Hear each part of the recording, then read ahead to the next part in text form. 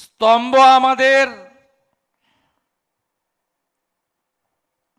আট: শিল্প, স্বাস্থ্য, শিক্ষা, সুশাসন, সশক্তিকরণ, সেবা, সুরক্ষা, সমৃদ্ধি।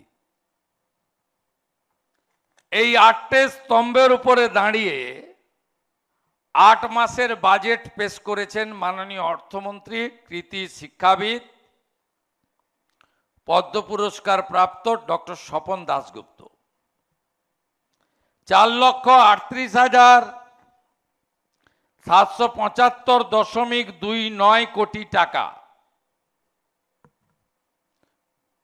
গুরুত্বপূর্ণ দপ্তরগুলির বরাদ্দকৃত অর্থ: পঞ্চায়েত ও গ্রামোন্নয়ন 51,836.55 কোটি টাকা, নারী শিশু কল্যাণ এবং সমাজ কল্যাণ 52,308.50 কোটি টাকা, স্বাস্থ্য ও পরিবার কল্যাণ 24,753.72 কোটি টাকা, বিদ্যালয় শিক্ষা 44,948.21 কোটি টাকা, উচ্চশিক্ষা 7,168.30 কোটি টাকা, শিল্প বাণিজ্য উদ্যোগ 3,266.59 কোটি টাকা।